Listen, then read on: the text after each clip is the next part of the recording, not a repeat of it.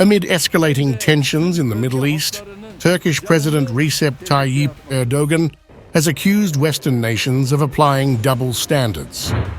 He alleges they have condemned Iran for its weekend attacks on Israel, while ignoring Israel's targeting of the Iranian consulate in Damascus, Syria, earlier. In a televised address following a cabinet meeting on Tuesday, Erdogan reiterated his government's commitment to diplomatic efforts aimed at de-escalating tensions in the region. Erdogan defended Iran's actions, labeling Israel's attack on Iran's mission in Syria as a breach of international law and the Vienna Convention, crossing a critical threshold. Aiming at Israel and its Western allies, Erdogan criticized those who remained silent in the face of Israel's aggressive stance, but rushed to condemn Iran's retaliation. Israel's targeting of the Iranian mission in Damascus in violation of international laws and the Vienna Convention was the last drop. Apart from a few countries, no one reacted to Israel's aggressive attitude that trampled on international practices. Those who remained silent toward Israel's aggressive attitude immediately raced to condemn Iran's response. Erdogan's critique extended to Israel's leadership. He squarely blamed Israeli Prime Minister Benjamin Netanyahu, branding him as bloodthirsty. The Turkish leader also accused Netanyahu of deliberately stoking tensions to prolong his political career. The number one party responsible for the tension is Israeli Prime Minister Benjamin Netanyahu and his bloodthirsty administration.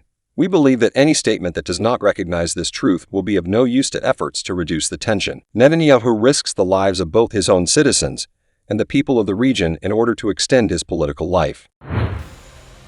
Since the weekend's attack, Turkish Foreign Minister Hakan Fidan has engaged in telephone diplomacy with counterparts from Iran, the United States, the United Kingdom, and UN Secretary-General Antonio Guterres.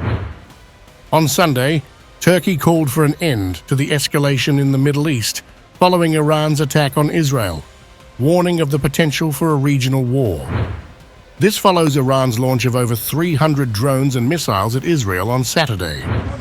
According to the Israel Defense Forces, the attack comprised 170 drones, 30 cruise missiles, and 120 ballistic missiles, with air defenses intercepting 99% of them. While the damage from the few missiles that penetrated Israeli defenses was minimal, one young girl was critically injured. Israel has vowed retaliation for the Iranian attack, despite calls for restraint from its allies, including the United States.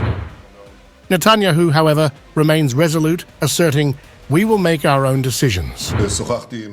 World leaders have also all types of suggestions and advice. I appreciate it, but I want to make clear that we will make our own decisions, and the state of Israel will do all that is needed to defend itself.